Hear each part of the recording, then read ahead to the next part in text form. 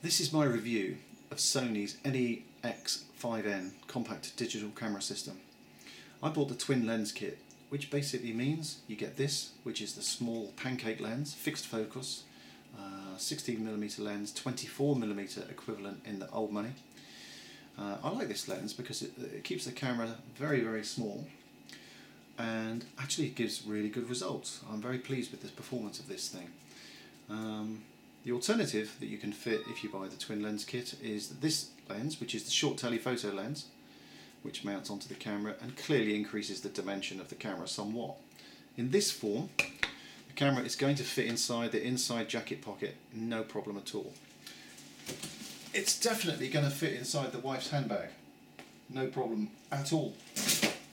But rather than me put that camera into that bag of hers, why don't I put this one inside her bag?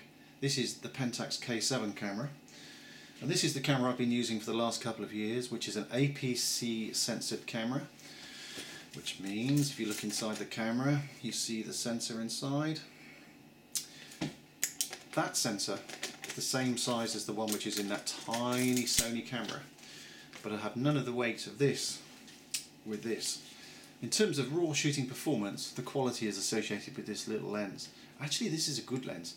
I've heard that some people talk about soft images and so on, but it seems to be there's a good pancake lens and there's not such a good one. This is a good one. I'm very pleased with the results.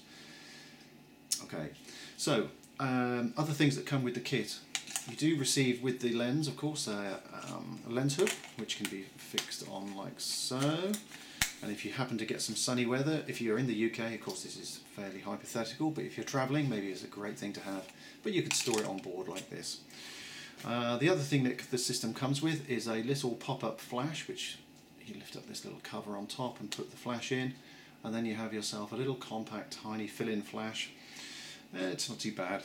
Of course it's not a huge flash gun, but if you want you can buy a big flash gun and put that on the top. But this is compact and it's suitable for travel, so I like it like this. Now on the back of the camera you have a very nice feature, which is this screen, which you can see here is adjustable in its angle. The idea with this is you can hold the camera above your head and take pictures of an impending riot in your local city, or if you want you tilt the screen the other way and you can put the camera down at waist level, or if you're looking at taking a picture from floor level you don't have to get on your hands and knees so much anymore. So this is a real nice feature. So the tiltable screen is very nice and the quality of that screen is also really excellent.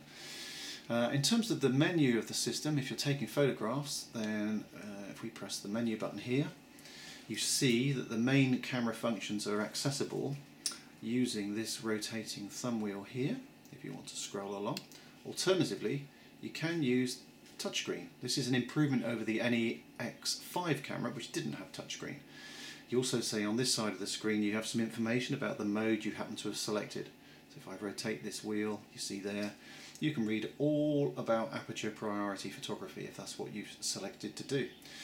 Okay, so in the picture taking mode you have a few buttons on the camera, like this one. This one is the ISO selection, because I've programmed that to be the core function when accessed through this button. You also have another button here, the center, and also the left hand one. The left hand one, in this case I've selected the type of metering that I want, and you can see I can actually set the metering again with the thumb wheel or with the touchscreen.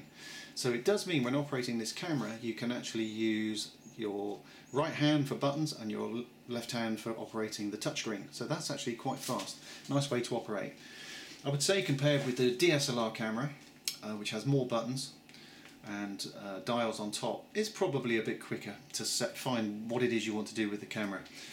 But everything is in here, all the variables you're likely to want. Plus some real nice features as well, such as panorama stitch mode is quite interesting.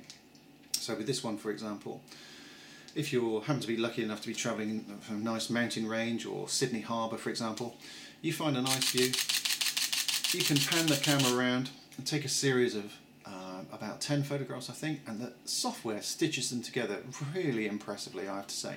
Of course it's something you can do in Photoshop CS5 with full-size photographs, but okay, this is out of the box and you have to do nothing, just take the picture.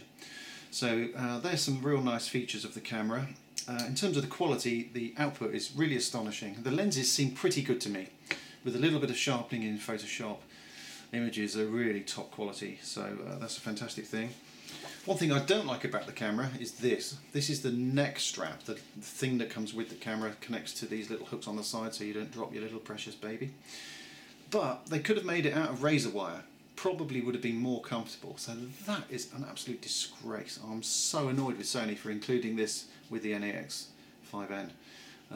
Personally, I think they should send me a beautiful, soft crafted leather strap, which is what they should have done in the first place. That is garbage.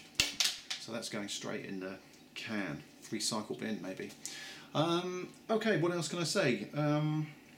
It's a brilliant camera, and I'm so pleased I bought it. I think it's the best compact camera on the market. Remember, most of those competitors have got pretty small sensors inside there. Even the 4/3 cameras are smaller than this. So if you're looking for the ultimate small camera that's not going to bankrupt the bank, bankrupt you, then this one's a good one. The NEX7 has just come out, but have you seen the price? Well, this is a keep it real camera, so I think it's a good purchase. I'm very happy with it. Hope you choose one.